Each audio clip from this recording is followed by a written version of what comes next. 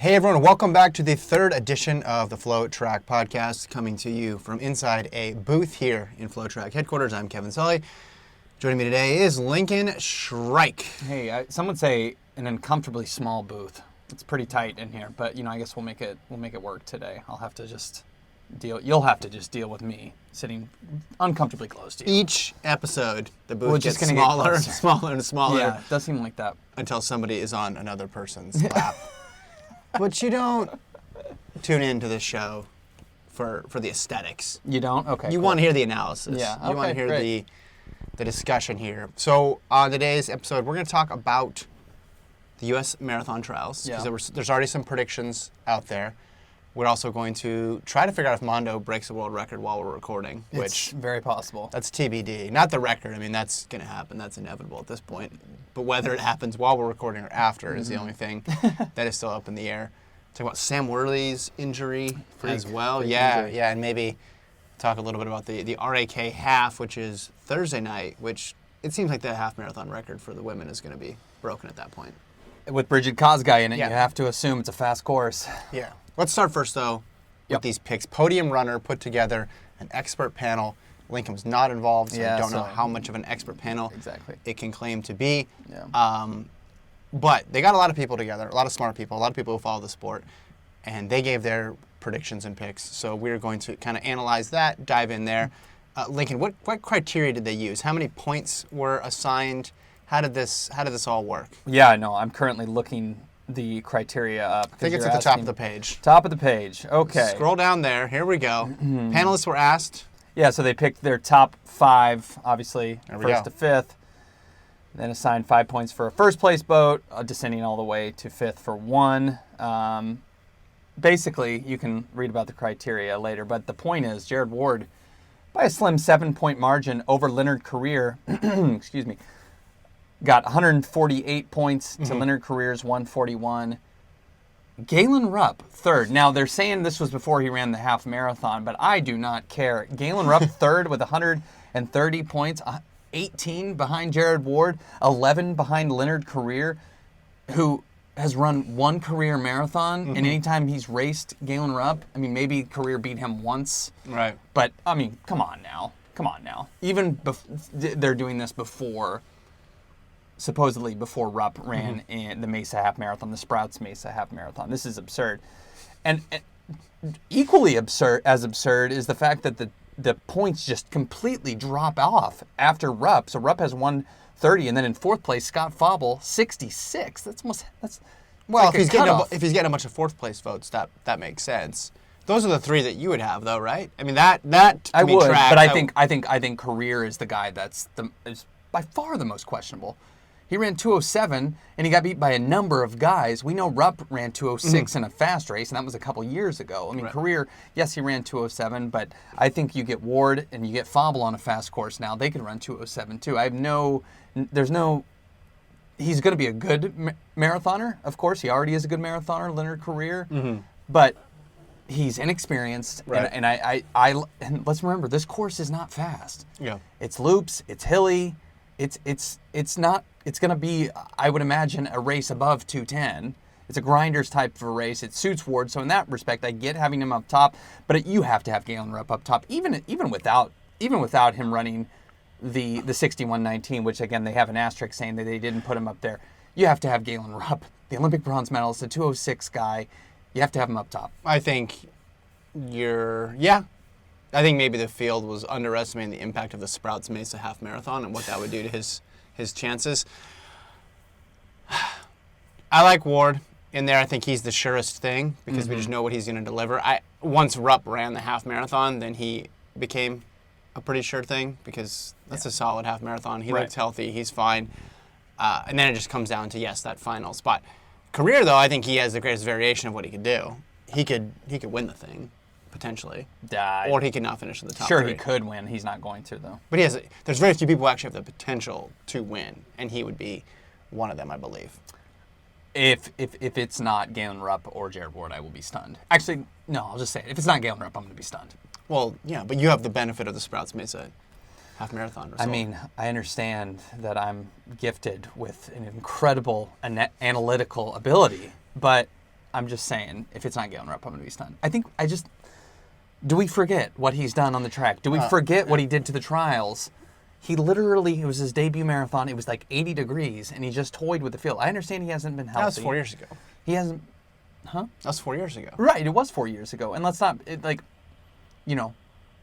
change. imagine if he had the calf strain during Chicago, but yet he just finished the race. Now, I don't know if he could have, but I mean, maybe if it was the trials, I assume he would have been able to go the next 3 miles. I think it was precautionary. And then people's opinions would be that much different. I just can't believe so many people are hinging that much on Galen Rupp's health. Well, now, again, you have the benefit of the tune-up race. If he didn't run that race, I think there would have been a lot of people still saying, well, let's wait and see. Yeah. Yeah. Beyond 3, though, it does drop off. So Fauble probably should be, and then it drops off after 4. It really drops off. So Fauble 66 to Stenson 19. I mean, those are the clear top 4. 4, yeah. I just given that, there's a couple 210 guys in there. Stenson's the next guy in line, followed by Bumbelow, Gerald Mock, Bernard Lagat, Sam Chalanga, Chris Derrick. I mean, these are all really, really gifted runners that just haven't done a lot in the marathon. And the marathon is such a tough distance that even with the pedigree of Lagat and Derrick, when you haven't really proven you can do it in a marathon, I understand that they're knocked down. But I feel like even though the Ward career Rupp Fauble, that's like the clear top 4. Yeah. It feels like somebody's going to crack in there that not all 4 of those guys are going to have great races. Well, they did this for the top 5, right? So this is essentially saying if anybody got a vote, someone thought that they would be top 5. Yeah, so, of course. I mean, I think we got a little bit of bias here. We got somebody named C.J. Albertson, and he got a vote. Stanley Kilbini got a vote. Tyler Pinnell, Ryan Vale, Ritz got 2 points. Cabet, Brogan Austin, Shadrach Biwat, Patrick Smith. I mean, what expert Abdi is putting C.J. Albertson? Abdi Abdirahman. Maybe they know something we don't know. Reed Fisher's in there. So Jake Riley also has some points. Yeah, Matt Lano. he ran. He ran a good race. When you're talking about who can finish 5th, that really opens it up. Yeah. Because you could create a scenario where a lot of these people could place in the top 5. So I'm trying to think of who I would put for that 5th spot. I'm inclined to think someone like Cabet. I could see Stenson. I could see Shadrach Biwat, who's not on this list at all. Bumbelow. Is Biwat in this list? Bumbelow's a classic 5ther. That seems appropriate. Is Biwat? Oh, no. Biwat's He got 3. Yeah, I mean, he's done really well in major marathons that, inclement weather type major marathons and some slower ones. That would be seemingly the type of race this is. You're right. That would be a good 5th place or 4th place finish. Yeah, him or Cabet, I would say. Maybe someone like Jake Riley. Yeah. The Alpha Fly factor, man. Let's keep in mind who's going to be wearing the top Alphas. 10 is all going to be wearing Nikes. It's just going to be incredible. So that would be wild. On the women's side of things, as controversial, more controversial. I don't agree with having Sisson. I mean, again, this is expert people voting based on where they think it's going to go. So it's not like it's just one person picking, which you kind of want to. You look at it and look at the margin for Sisson, who has 32-point advantage over Molly Huddle. I know she ran a fast 2:23 debut in London, but she's run one race. I don't think she deserves to be the favorite. So who's won then? My pick would be Linden. Who's it's in a tough, 4th right now? Wow, a tough course. I just think a tough course. And again, they have Hasse down in 5th. These voters are very serious about if you have been injured at all in the past.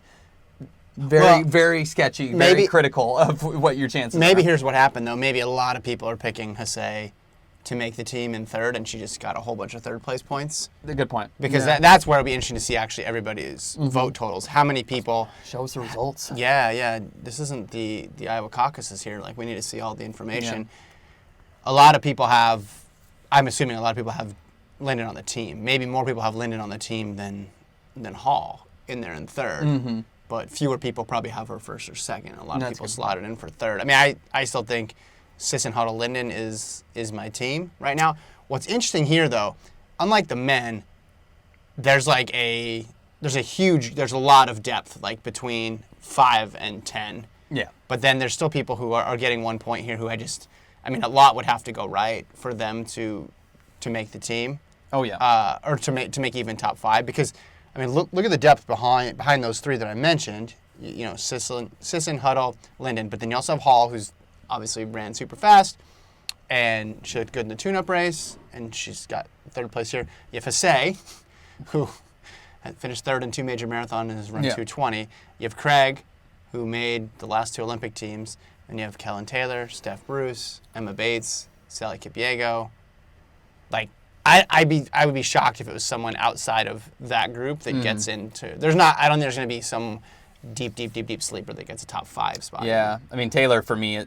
She's done enough to be beyond a sleeper. I would say. Julia Muck solid. Because too. Taylor was what, 5th in the last trials?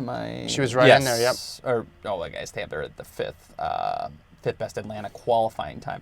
I mean, she was good in the 10,000 this past summer. Right. She feels like someone in there that we're not really hyping enough necessarily. But I think the safest bet to make the team is Linden. And so in that regard, that's my measurement. I know this is totally different, but that's my measurement of who the favorite is. Who is the safest bet to make the team, even at mid-30s? Well, the favorite is who's going to win. I mean, that's how favorites work. Yeah, I know, but I'm picking Des Linden. Yeah. But you can have a separate favorite. For making the team. I'm not sold. Here's a couple things. I'm not sold that Molly Huddle is a great marathoner. I'm not sold. Sarah Hall has not run well in her last 2 big marathons. Now she ran well at Berlin, but she didn't run well in Boston. Year. I know. She didn't run well in Boston. That was in April, and then she dropped out in New York. Those types of things when you haven't delivered.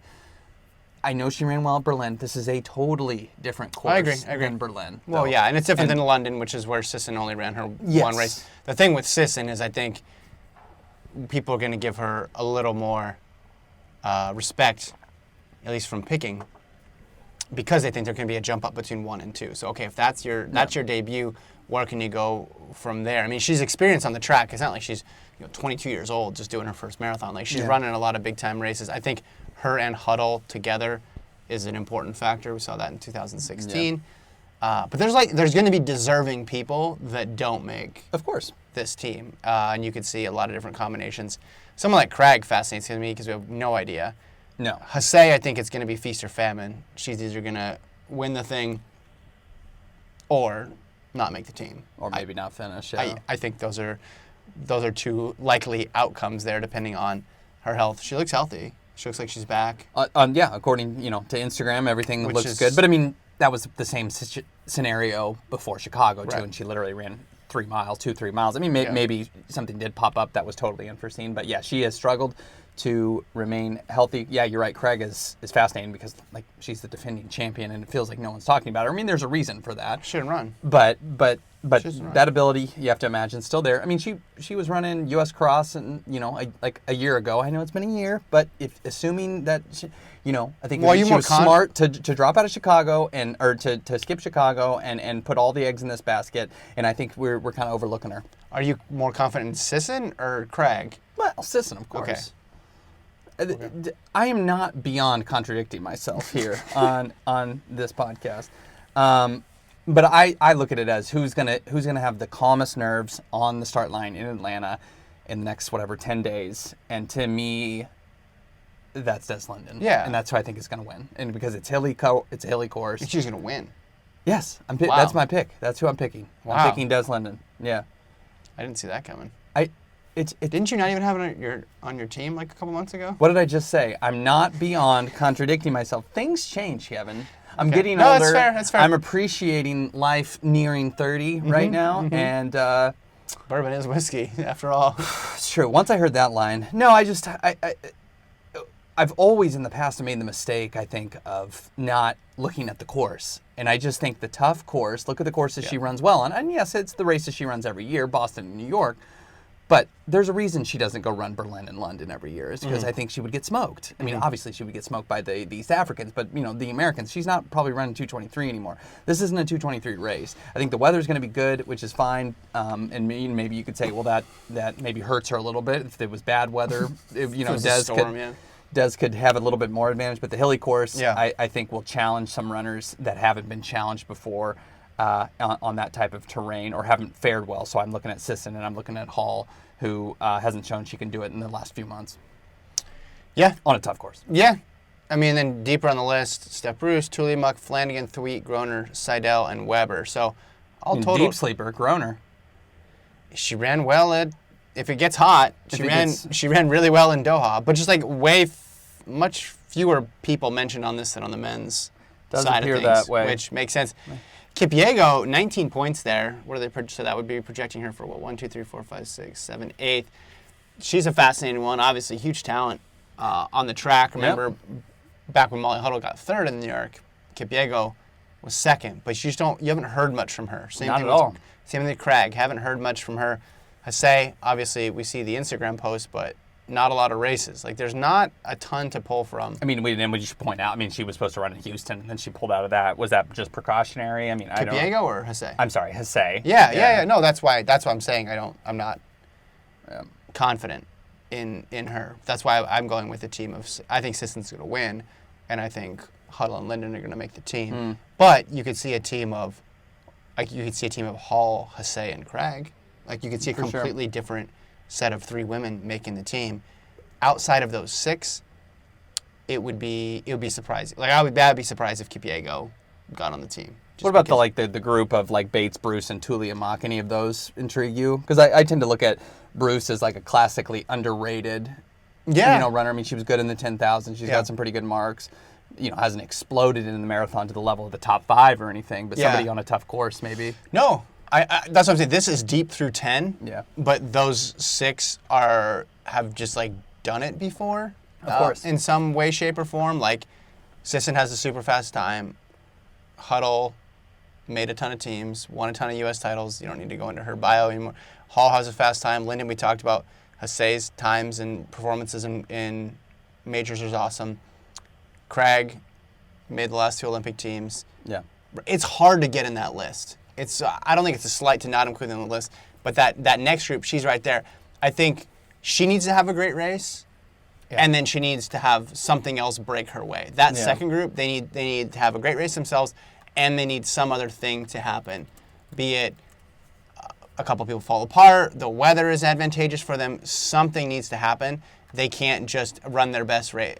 If everybody runs their best race, they're not going to get on the team. That's how I see that group. That includes Kipyego as well.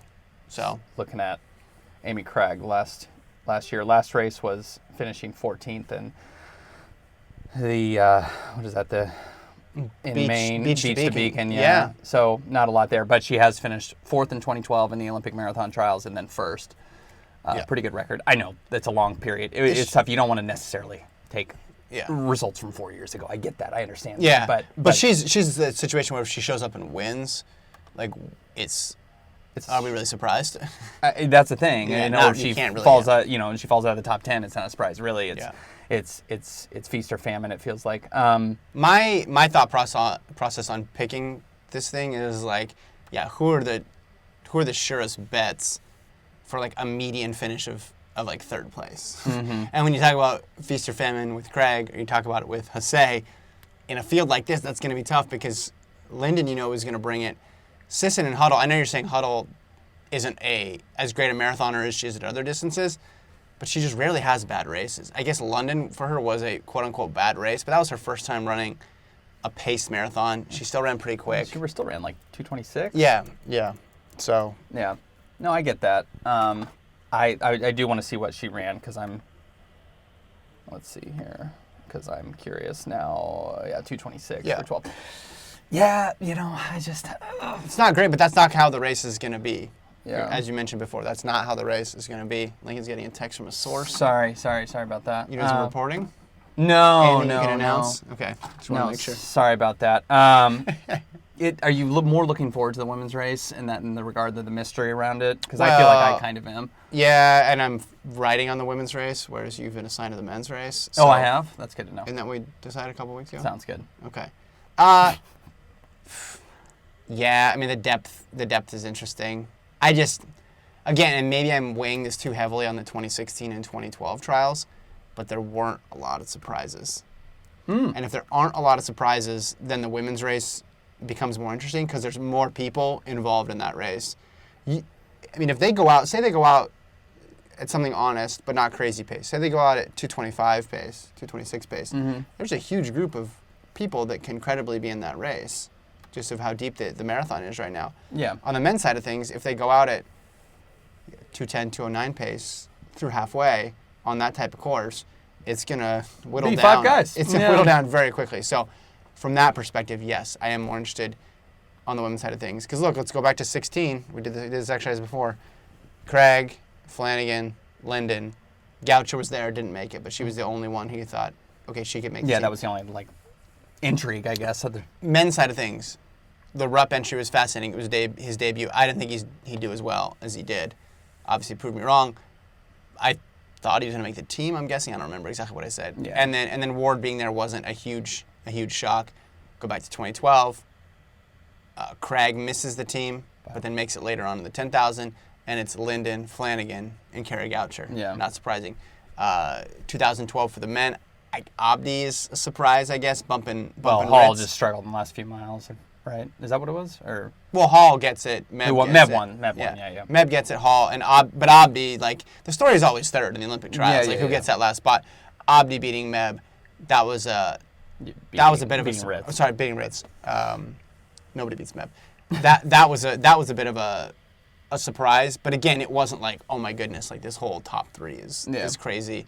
And we always, for the men, for a long time, we've always been like, okay, these top two are secure. It's a question of that third spot, right? Mm-hmm. Just because the depth isn't there for the women, it just goes so much deeper. So, long way to answer your question, but yeah, the women's race is interesting. Because you have different eras in there as well too, right? You have the Linden, Craig, Huddle era, and then you have the Hasay, Sisson era as well. I guess you could put Sarah Hall in the first group as well too. Yeah. I mean, Sisson and Hasay are basically the same age, which is crazy. Yeah. I mean that they both so good at the marathon. I guess many other countries, the mid to late 20s, kind of you start to get really good at the marathon. Yeah. It just seems like they're still so young. Maybe that's just my age, but there's really no one else. I mean, Emma Bates has been solid, but probably not. Pretty big outsider to make the team. But such veteran presence in the marathon trials for both the men and the women. Well, you're going to see that way. Yeah. So I think what you're going to see is before the next Olympic cycle, Hasay and Sisson will assert themselves. Mm-hmm. They'll be the new Flanagan and Linden, or Flanagan and Goucher, whoever. And then there's going to be some people coming from the track later on in their career to the marathon. Maybe someone who's on Bowerman or something like right now. Yeah. And make that shift, and then the depth, like Huddle did, right? Yeah. Who came in her, I guess it would be early 30s. Yeah. To the marathon, as opposed to mid to late 20s, and that just seems to be the pattern now. You got people who go early. Yeah. And they either strike it rich, or they go back with their tail between their legs. Yeah. Or they're just doing so well on the track, they're like, why mess with that? Yeah. No. The good thing. What I'm saying is Shelby Houlihan's going to be in the marathon. Yeah, that would be incredible. That would be, or just all of the Bowerman women just kind of slowly get into that. Well, you can see someone, look how deep that 10K group is. Someone like Mariel Hall. Yeah. I don't know. Someone like Emily Enfeld. Mm-hmm. She can stay healthy. Yeah, maybe way, way down the line, someone like Krista Schweizer. I don't know. Mm-hmm. I mean, she's so good in the mile. Maybe some of the steeplers that they have. We can dream. Yeah, I just the U.S. women have it's probably not intentional, but they have a system going now. Yeah. They have something that works. They're able to compete with the best in the world. They're able to be a factor in pretty much. Yeah. I mean, pre-Richard Kosgei, most majors that they were in a way that the men aren't. The men are still searching, trying to figure out how to get that depth. The women have the depth, and it seems like it's just going to continue from here. I mean, you could say. Yeah, maybe next cycle, Chalimo, if he's still good. Yeah. Lopez will be 38. We got to keep those guys from fighting on the start line. But 26 miles of that. Yeah, that could be. That would be a grueling race. It's a lot of talk. Anyways, we've touched on this. I get it. Yeah, the depth is certainly there for the marathon going forward. But man, what a huge race this is. It's kind of like if Say and Sisson get on, it's almost like the changing of the guard a little bit. Yeah. But then if it somehow is Linden, Craig, Huddle, Linden, Craig, Hall, Linden, Huddle, Hall. It status quo kind of it would just be. It's just going to be so fascinating.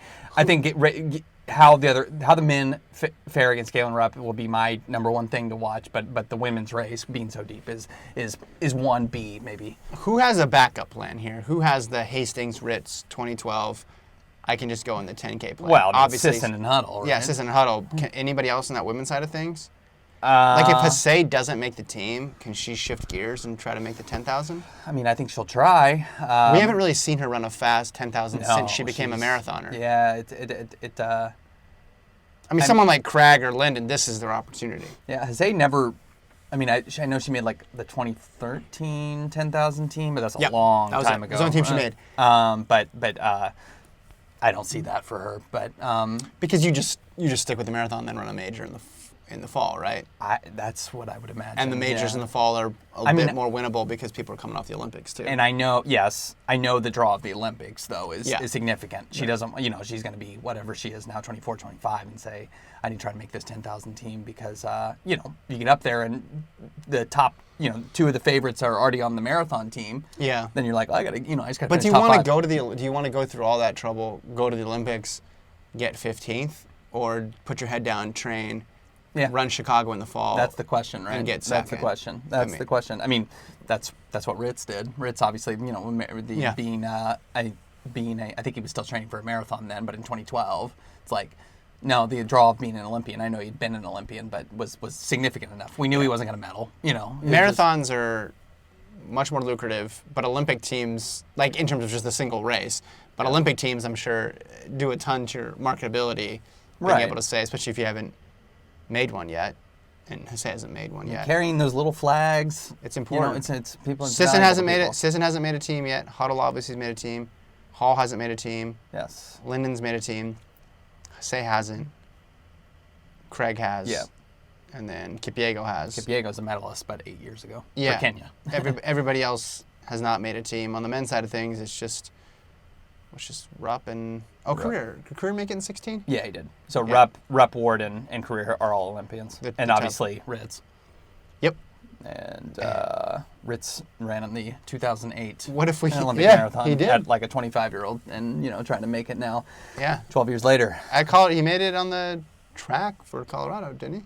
He did. Yes. Yes. 04? Yeah, that would have been 04. Oh, yeah.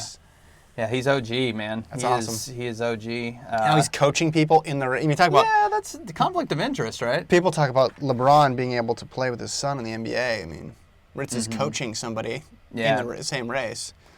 It's interesting. Yeah, Bernard Lagat is going to race people that were close to being born when he made his Olympic debut. This is back in 2000 in Kenya. So, Lagat, a huge outsider. I would be stunned if he made the team. He ran 2:12 in Australia this past summer, I believe.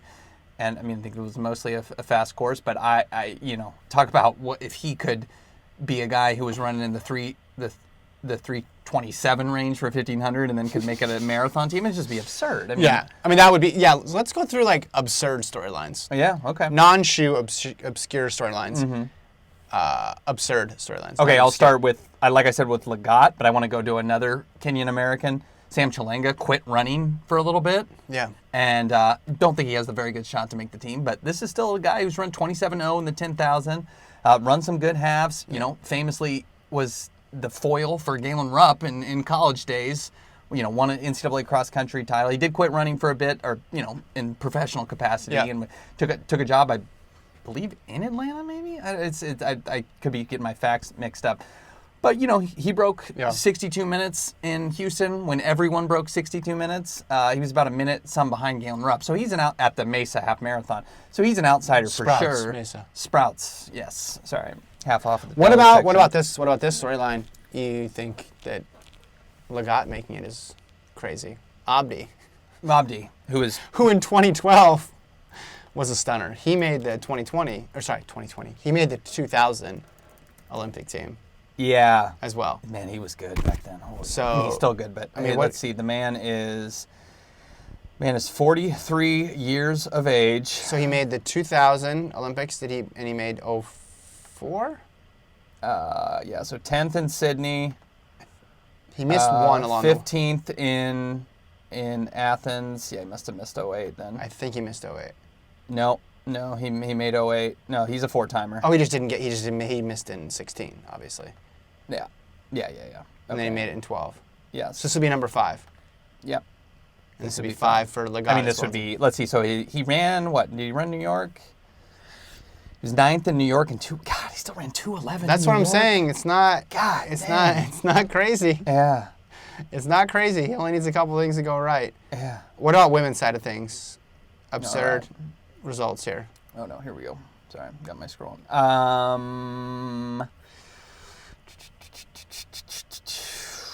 I mean, I think of, like, the 2 women that we saw in Doha, Roberta Groner, full-time nurse, Carrie Demoff, a full-time employee for Nike. Mm-hmm. Demoff ran the 10,000-meter 2019 standard on the track, so she's got some wheels. Yeah. I don't think she's broken 2:30, and obviously she has a full-time job. But I look at those type of women who have like run comparable times to professionals, or at least close-ish. Yeah. And yeah, she's run 2:30:53, and those would be like the storylines that to break up the top 3 of these women that are very, very accomplished. Yeah. Top 5 even. I mean, maybe that's possible because, like I said, she's run 31:42. I mean, that's pretty legit time. I mean. Yeah. 31:42, She made in 16. She ran, or is it? She ran the trials on the track. What year did she run the trials on the track? Was it? So she was 39th in 2016. Yeah, it might have been 2012. No, she ran a really good she had a really good run in the track. Oh, she was 6th in the steeple? Yep. Oh, yep, my. in 2012. Go to 08, too. I think she might have run in 08. I'm not sure, though. 9th in the steeple? Yeah. Okay, so Wow. 6. So, yeah, she's almost made Olympic teams in the steeple wasn't chase. quite as strong back in But still, 2008. Yeah, so that's several years ago, and she's still doing it. Yeah. Okay, I know I said I wasn't going to do shoe stuff, but my absurd finish result, and it's actually the finish result that I'm picking, would be a non-Alpha Fly team entirely. Yeah. Because then everybody just rips out their Where do cab. all the takes go? Do we take them over to the Coca-Cola Museum, which is nearby, and then dump them on the and then like mix them entryway? in or something like that? Do we take them to the CDC and turn them in and say, look, we have some toxic takes here? Do we take them to State Farm Arena, home of the Atlanta Hawks, give it to one Trae Young and have him shoot the takes from 35 feet out? Wow, you were ready for that. I was thinking they would be like the Mentos and going into Coke, where they just... Yeah.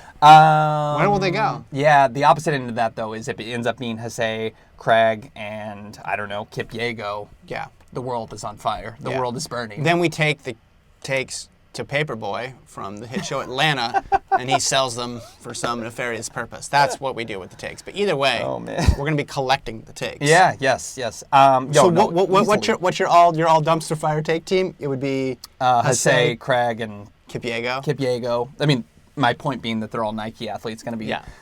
We've seen Hasay running in the Alpha Flies. She's talking about them. Going to assume she's going to wear them. I mean, we think all Nike athletes are going to wear them, but we saw Galen Rupp. He was wearing the next percent. I think maybe some athletes are more familiar and don't want to risk basically putting on a new shoe for this. We may not see everybody in the Alpha Flies, but we're going to see. They're I'm hoping to get my hands on them, but there's a decent chance we get all Nike athletes. Let's do a count here, though. How many of these? So how many women are in this list total that got? How many are going to be wearing Nikes? Yeah. 1, 2, 3. I don't know. Lindsay Flanagan. 4. I don't know what. Seidel's Saucony, right? Yeah. What's Anna Weber wearing? So it's like. I don't even know who that is. So it's like fewer than 1 in 5, right? It's like 5 total, and there's like 25 women on that list. Yeah. Let's contrast that with the men's side of things. Okay, let's do it. Men's side of things. All right. So, career 2. So, Rupp 2, 3 for Bumbalo. Well, no, Mock just signed a deal. So 4 for Lagat, 5 for Chalanga, 6 for Derek. Lano's not sponsored. He's been running Nike. 7, 8 for Riley. He's not in there. Fisher runs in the original 4%. Okay. So maybe he changes, but so that's, what is that, 8? Yeah. 9 for Abdi, 10 for Smythe, B. Watts, Brooks, Brogan Austin. Not unsponsored, I think. So 11. He's Tinman guy though, right? But I don't know if he has a gear situation. 12 for Cabet, not Ritz, not Vale. Does he still have a Brooks sponsor? Yeah. Okay. Yep.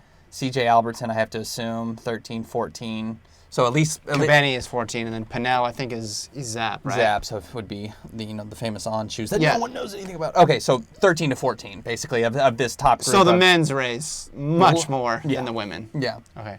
My last crazy scenario of something happening, just a person named Brogan making the Olympic team. I think that would be the first Brogan. That would be amazing. Hey, he's done some well. He won the U.S. marathon trials that no one ran in a couple years ago. I mean, Marathon whatever. champs, yeah. Marathon champs. Credit whatever. to him. It was a good run. I just think, Rupp and Ward are going to be like, and Fauble in career, and like everyone thinks they're going to be like, let's make this a big boys race. And, and dust these suckers, because I don't think you start out 2:10 pace, 65. I mean, we saw in 2016, basically after half marathon, it was like, all right, time for Meb and Rupp to take over and make this. I mean, it was so hot in LA that day. Mm-hmm. It was so hot. You were there, right? I was not there. Okay. So I actually can't, if you told me it was, I mean, I know everyone said it was hot, but you could convince me that it was hot. Yeah. And by LA standards, it was extremely hot. And we saw Shalane Flanagan get collapsed at the finish line. Yeah, I mean, it was hard. Rough. It was hot to just like stand outside. It was not pleasant to be standing outside, let alone running. Okay, cool. Well, we'll touch more on the marathon as we go forward. Got 10 days. Yeah, so we need to save something. We got any Mondo updates? We got any lead? I'm checking right now. I have no idea when they're jumping, when anything's going on. I think it's not till this afternoon. So nothing on Mondo right now. Some rough news last night, though, from the collegiate world. Sam Worley, turns out he broke his leg running at UW. Tibia. Yeah. It is if you watch the video, it is what looks like a very freak accident. It's not necessarily a collision. He's running, I think like 200 meters left in a mile race where he's in good spot. It looks like his spike catches on the track in a very awkward position, and he tumbles over. You obviously look at it, and you can tell he's in pain, but you never think like that severe of an injury. Yeah. Man, you just got to feel for the guy and hope for a quick recovery, because a broken tibia, we don't know the degree of which there's a fracture, but that just sounds awful, and it may keep him out for a year or so. Yeah. I don't know. Yeah. I got this text that it was 200 to go, was trying to go around James West. His foot planted weird, or spike got caught, and he broke his leg. Would have run 356, 357. Yeah, that's terrible. What's crazy is if you told me someone was going to have like an accident like this on an indoor track, I would have assumed it would be one that's not 300 meters, right? It would be one that's the 200, or the bank is super steep, or something where so many people are jammed in close together. It's kind of wild to think that it happened on a track that's pretty similar to an outdoor track, really. I know it's not as wide, but this is just such a bizarre situation, which sucks for him. I mean, all he does is make NCAA finals, man. The guy's a machine ever since he stepped onto campus. And he had his first really good cross country season, and he was obviously, if you're going to run 356, 357. I mean, the less important thing is it hurts Texas, who's having a really strong year as a men's track program and really balanced squad. Oh man, this is but on a personal level, and just for him, you just feel bad because he was running so well, and there's somebody who was in position to make a career out of it. You hope this doesn't jeopardize his professional running chances, because he is a junior going into a critical senior year next year. But hope for a speedy recovery. Just weird. I'm trying to think of another time when someone's not a stress fracture within a race, but an actual something impact related. The only thing I can think of comparable wise is obviously a different sport, but I would hope this isn't as severe, but like a freak accident in basketball when they land on the support under the basket, and you think of like a Gordon Hayward or Paul George type thing. Yeah. Not as severe, at least I don't think, but it's that type of just absolutely 1 in a million type of an injury that you just can't. I mean, I remember wearing spikes and always thinking, hey, what would happen if I like caught it weird and like twisted, but breaking a leg? You think about falling, you don't think about breaking anything. Oh my gosh! I think that's the. And it sounds like they did the staff there at UW, got him in a good place. You don't anticipate when somebody crumples down like that, but I imagine he was just writhing in pain. Yeah. And so. Glad that it looks like that it was treated appropriately, and he put on Instagram he's back in Austin, so we wish the best for him. Yeah. Tough break it's again. Just awful. Yeah. Just awful. But he's solid. I have no doubt he'll get back to where he is. Yeah, he hasn't used a redshirt year, right? I mean, he's been going ever since That's a good point. Got to campus. So I don't know if he'll be able to use this year as a redshirt year, but I mean, if there's anybody who deserves like in terms of indoors, right? Because he's run a bunch of races. I would think they could get that through. Yeah. I mean, I would hope that they could get that. Literally running a race. Yeah. And when it happens, do you want to talk about the RAK Half Marathon? If I have to, no, I mean, just kidding. So what? 64:51, the women's world record. Yeah. Kosgei basically guaranteed to smash that. Is that what we're thinking here? What is her best? I mean, she's run faster she's run faster on a downhill net course. Yeah. So this is on Thursday night here in the U.S. Fancy Chemutai is also in there. I mean, when you have a name like Fancy Pants, yep. That's you just want to. I swear, Kosgei has run faster on like a downhill. I must be going crazy. Men's side of things, you got Mule Washina, Julian Wanders. Give me more. Felix Candy. I mean, is there anyone better than Julian Wanders of running kind of well in, let's say it, a meaningless road race, and then dropping out of Doha? Yeah. This guy's like an Instagram runner, basically. You got multiple pacers here. I'm trying to think of anybody whose name jumped. I mean, you got a lot of people with PRs in the 59s. I don't see anybody who has a 58 PR. Oh, 5909. Oh, Leonard Barstone. Oh, the GOAT. The 5909 is pretty fast. Aguirre's making his debut. I'm looking at the start list right now. That's why I'm looking down. For those of you watching on the feed. Yeah. I mean, I think the women's race is the race to watch here. Let me get the women's start list. Is it going to be on YouTube? What's it going to be on? I'm not sure. Who can say? So Bridget Kosgei, 65:28 and 64:28 are her personal bests. Yeah, when did you run that 64? Doesn't matter. Okay. Fancy Chemutai, 64:52. Joan Chalimo Melli, 65:04. Yeah, she ran that in September. That's right, 64:28. And then she broke the women's marathon world record, which perhaps we should have seen that coming up. She ran 64:28. Yeah. In an irregular course, if you want to call it that. Yeah. Yep. That's. Yeah, I imagine she breaks the world record by 20 to 30 seconds. Because she has to broke the marathon world record by 81 seconds, a record that stood for almost 20 or 17 years. You're just dividing it in half.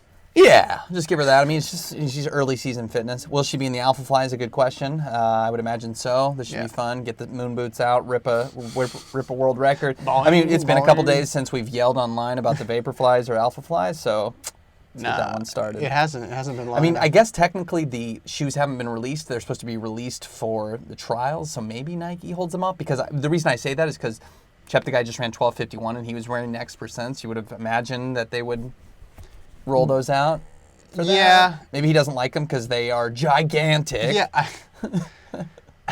The more specialized these things become, the farther away they get from a quote-unquote traditional running shoe, the fewer, I would think, people are going to be okay with wearing them. I just want to get them on my feet to feel like, what does it even feel like a running shoe? Yeah. You know? Yeah. Well, when we were talking with Centro in Albuquerque, and he was talking about different types of spikes and stuff like that he's worn throughout his career, it made me realize like I haven't put on a pair of spikes in it's been a while, many years, so I have no idea, no ability to relate at all to like how this stuff feels. The stuff I've heard about the Next percents from both common runners and elites is it just gets you up on your toes. So there's something how with the positioning of the plate or something, it puts you up on your toes. I could see how that would be not comfortable and somewhat jarring for her. Be very tough on your calves, maybe. Yeah. Or hip flexors. I've heard people they run the race, but then the next week or whatever they're trashed more so than normal from a marathon because it just it hits a different part of your body. So that's what I'm saying. Like hits different. Yeah. That's what I'm saying. With Cheptegei or anybody, like the more elaborate the shoes become, the more issues that could potentially crop up. Like yes, they're maximized for like speed for Eliud Kipchoge, but what about the rest of us, Lincoln?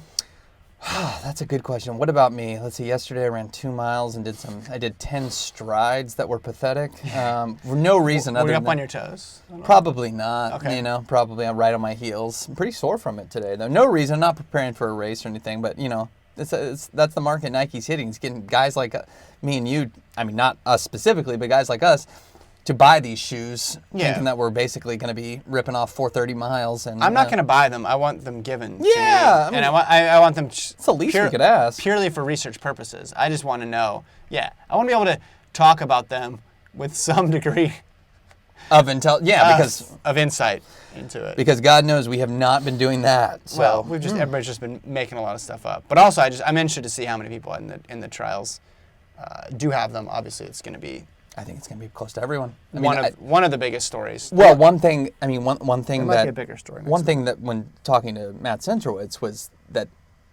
and just relating to what other people have said is the brands don't necessarily take kindly to athletes saying, no, I'm comfortable in the other shoes. And it's like, no, this is about your marketability. You need to wear the new shoes that we're releasing. So I think we're going to see everybody that's Nike in the Alpha Flies. I heard a story many, many years ago about Patrick McCow, who at the time was the marathon world record holder, 2:03:38, I think.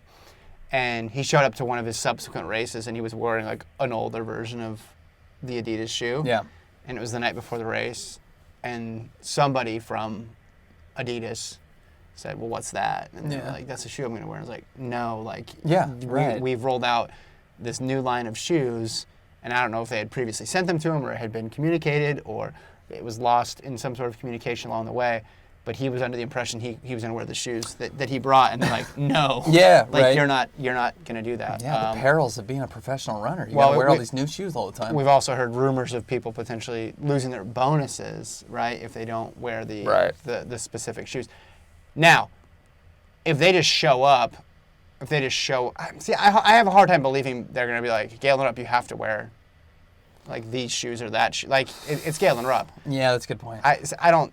But they could do that to Pat. I mean, I know it's Adidas and versus Nike, but they could do that to Patrick McCow, and they're not going to do that. I mean, they like Central was talking about. It's a different scenario, I think. I think it's a different scenario because it's like, with that, I got the impression they had like released a whole new line and it had been out there. Oh, I see. This is somewhat last minute that they're rushing these on people. Seems like it. And to demo it in your the first time you're wearing it is going to be in Olympic trials. That's just not. It could cause problems. Right. Basically. Right. And then, do you want that story written? Yeah. You want the story of like, Rupp was great. Rupp never had a bad marathon until he wore these shoes, and then it all fell apart. Like, you don't want that story. Yeah, that's a bad look. Especially if the insoles start coming out. Which, get ready. I'll take those takes over. That's like a 2-minute Kipchoge conversion right there. Yeah. You can't really afford to lose 2 minutes. Yeah. In retrospect, we should have spent more time talking about the insoles than we did. Underrated feature. We just forget about it, dating back to 2015. Yeah. Or whenever that was. You have done a weekly segment called This Week in Marathon. When we had the studio show. Yes. And you're going to record it and put it on the internet. The internet, yeah, that's what we're going to do that later just because we need to crop the shot. But do you want like a dry run through now? Like, do you want to do it right now and then... and then do it again. Yeah, we'll let people on the pod get a chance. Yeah. So to hear it, and then that way you can also get some practice. That's an excellent idea, Kevin. Thank you for that. Yeah. So do you want me to set you up or no? Set me up. Set me. Yeah, dude. I can't. I need the ball. I'm a set and shoot type of a guy. I'm a set shooter. When the bright lights come on, that's when you're at your best. Yeah. We know that about you. Yes. Factual. Well, folks, we are just 1 week away from the Olympic Trials Marathon in Atlanta.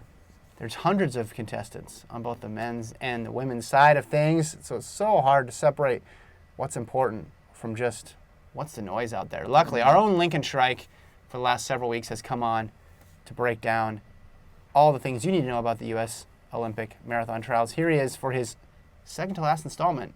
Penultimate. Of This Week in Marathon. Well, thank you, Kevin. Delighted to be with you in this solitary confinement room that we have going on here. So I've done a lot of shticks for these episodes This Week in Marathon, this famous show. Shout out to Isaiah Harris, the 800-meter runner, who said he watches the show. Yeah. So shout out to him. That was big. Big for Lincoln's confidence. Yeah, we've done the ABCs. We've done a poem. We've had me yelling. This week, we're going to make it simple, though. Fact or fiction edition of This Week in Marathon. So let's start out. These are some conceits, some thoughts that either I have or some people out in the wilderness have of the Olympic Marathon Trials. I'm going to tell you, with my expert opinion, if they are fact or fiction. Here's the first one. Ultramarathoner Jim Walmsley will make the Olympic team. Been hearing a lot of buzz about this. He's interviewed on Let's Run. Thinks he's in 210 shape. Of course, he's very good when the distance is 50 miles, 100 miles, 50K. It's not that. It's going to be a speed race for him, 26.2 miles. He did run 62:14 in half marathon. However, it was about 300 meters short about a month ago. So that converts to way more than 62:14. He's run 64 flat. Yeah. Fiction. He has no shot. We will not see him, I don't even think, after 10 miles. Okay, next one. Des Linden is the favorite in the women's race, despite only having the 6th fastest time in the U.S. each of the last 2 years. If you've been watching or listening for a while, you know that's fact. That's my opinion. Not everyone's going to share that. I love her on this course. We move on. Galen Rupp is not the favorite because he hasn't finished a marathon since 2018. Fiction. That's very much fiction. Again, this guy's run 26:44. He's run 12:58. He's a bronze medalist in the marathon, a silver medalist in the 10,000. Come on, folks. Just ran 61:19. Nike shoes will have an impact on who makes the Olympic team. I went fiction there. I know, a little surprising. I understand it. There will be Nike athletes, so you could argue, of course, that it has an impact. But I think we're going to see the fact that the runners that have established themselves in the past, pre all this Vaporfly, Alphafly controversy, those are going to be the runners that we're going to be seeing up on the podium with a spot to Tokyo or Sapporo or wherever we're running this race. Next one. People will complain about how the shoes impacted the race no matter who finishes where. That's absolutely a fact. Literally every Nike runner could finish last, and somehow, some way, people will say, well, look at how they split this last mile. There's no way they could have done this in regular trainers. All right, moving on. I will refer to the location of the race as Hotlanta. That's fiction. I will refer to the location of the race as ATL. That is fact. Just trying to get my cool terms out. Hotlanta, a little bit too far for me. ATL, perfect, right in that race, or right in that range. Galen Rupp will be in the pre-race press conference. That's fiction. We all would have wanted him there, of course, but he's not. Looked at the lineup. We got Linden, we got Ward, Riley is in there. It's up on the USATF website. Oh. Yeah. I got to go through everybody else. I know Linden and Ward. Those are the two names that stand out. But I think there's some other top female marathoners. Wait, so he's in not there. in the press conference? That's not what I'm seeing. He is not in the press conference. That is fiction. Yeah, we'll see if that changes. Don't mean to derail your segment, but really? We got some time. How long? It's like a week before. They never announce who's in the press conference a week before. You would think, but let's just hold on. This is why this is a good rough draft here. Let's just hold on just a second. Event home play. Is there a media page? Yes, Kevin. There is media schedule. We go to shout out to them. Marathon press conference. Featuring Atlanta Mayor Keisha Lance Bottoms, which is a great name, Bernard Lagat, Jacob Riley, Jared Ward, Scott Fauble, Kellen Taylor, Emily Sisson, Sarah Hall, Des Linden. No Galen Rupp. All right. Wait. Wow. Yeah, we move on. Just you stew on that for a second. I'm thinking about that. Mm-hmm. Wait, who are the women again? Sorry. No, you're good. Kellen Taylor, Emily Sisson, Sarah Hall, Des Linden. Okay. I mean, I'd want Molly Huddle there as well, but okay, that's not as big of a mission as... Yeah. I mean, I'm just big. Keisha Lance Bottoms. Yeah. I'm excited to meet her. Should get her picks? That'll be good. That'll be a good clip. All right, we move on. This is the hardest team to make. Fiction, folks. Kenya's team is the hardest team to make. You literally have to write get a letter of recommendation and probably some bribe money. So, okay. Final two. Runners will complain that accommodations were lacking for qualifiers after the race. Of course, fact. That'll be articles. There'll be, everybody complained about the sponges 4 years ago. Now the sponges won't be there. They'll say that the sponges needed to be there. The hotel, my bathroom clogged the night before. Somebody will find a way to complain about this. And then finally, Lopez Lamong will somehow interpret the results as a slight and call Paul Chalimo a chihuahua on Instagram. Fact. Okay, that was my dry run. That was good. Yeah, I feel like doing it twice will take it to the next level. I like the Hotlanta versus ATL. Mm-hmm. I like the Atlanta Mayor reference. I don't know if you're actually going to do that in the final draft. Mm-hmm. Hardest team to make, yes. Sponge reference was good. Yeah, I don't really have any other notes. Yeah, I mean, I'm sure there's some other... I mean, last week I had a lot of notes, which is why I think you really tightened up the screws this week. I tried to. You got to balance the jokes with the seriousness, That's always been my... Yeah, well, you got to have jokes, too. You can't just, lead somewhere and there's got to be a punchline, which I think you did here. You punched it up. Jim Walmsley. You want to talk about Jim Walmsley? We have... Yeah, let's take a moment, though, to get a word from our sponsor, Hoka. I'm just kidding. Jim Walmsley. Interesting. Sprouts Mesa Health. Sprouts. Walmsley, I've never seen him run in person. I know he's very good at ultramarathons. He says, he's in 210 shape. A lot of people are going to say they're in 210 shape, and because we'll be at the press conference, and we're going to ask you think you can run 210? Yes. But he's not at the press conference, right? No, he's not. No. Okay. Either is Galen Rupp. That's fiction, like I said. Yeah. It's weird. You look at his PRs from when he was in college, and you're like, wait, are those even relevant now? Like, he's approaching the marathon from such a different perspective. It's hard to figure out what he can do. He's one of the rare ultra runners that has respectable. I don't want to say rare, but he's got goodish track PRs. 13:52. Right. 29:08. Yeah. So the guy. That's obviously these are all 8 years ago. That's what I'm saying. I don't know how to interpret them. Jason and I talked about this yesterday in House of Run. I set the over under at 2:15, and Jason went slightly under. He thinks he's gonna run a 2:14. No, I would say I would pick north of 2:15. Yeah. The guy's half. The best PR is 64 minutes in Houston. Yeah. He could be better a year later, of course, but 64 flat in Houston. Come on now, folks. And he's been running ultras this year Right. too, right? It's not like he's just peaking or these last couple months. He ran this. I know it was a short course, but he did run 62:14 on a course that was short by 300 meters. But Brian Schrader, a guy who we are not talking about at all for a shot to make the team, because I don't even know if he's running. Maybe he is. He ran 61:08. So you're telling me in a half. I don't think he's running because I don't think this was going to be his qualifier. I think. You could double check on that. But Walmsley. Well, he beat Jake Riley. Yeah, but yeah. They're in 13th. Yeah, that's not a good look for Jake Riley. But Matt McDonald ran way fast. I just guys we're not even talking about. I know it's a full marathon, and obviously he's going to suit him much better than a half, because that's basically a mile race for him at this point. But come on, no shot. Interesting. Yeah, a lot of these guys are running. But talk about media. Who's running press for Jim Walmsley? Yeah, they need a raise. Who's ever doing that? Yeah. The take I enjoy is it's got hills, so Jim Walmsley is going to crush it. As if there are Jared Ward just forgot to train on hills. What? What are we doing here, folks? Come on. A hard course impacts him too. It's not like he's immune to hard courses. I don't know. I don't get that. We make these mistakes of saying this person is so good at this one distance that he must be. Yeah. The only person I feel like that could transcend about all distances from about 3,000 up to the marathon would be Kipchoge. Yeah. Maybe Kipchoge could still medal Sifan on the track. Hassan, Yeah. But not Jim. Come on, folks. Jim Walmsley. No, it's ultra marathon. All respect to the guy and for what he's trying to do, because this guy clearly has made a great career for himself and is one of the best ultra marathoners.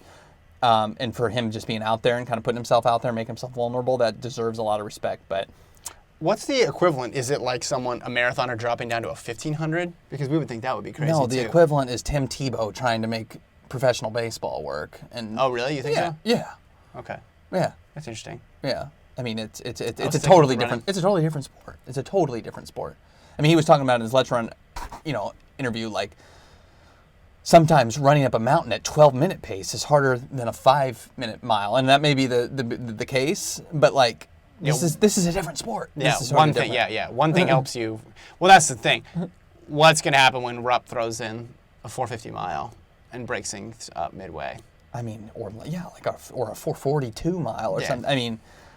Yeah. Going back to Rupp, every time I hear his name, I just think about how much better he is than the rest of this field. He's going to smash everyone.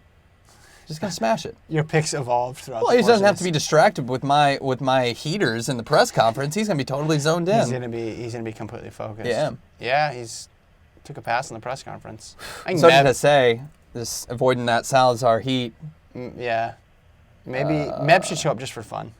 I think Meb should answer questions as if he's gonna win. If Meb entered the race, where would you pick him to finish?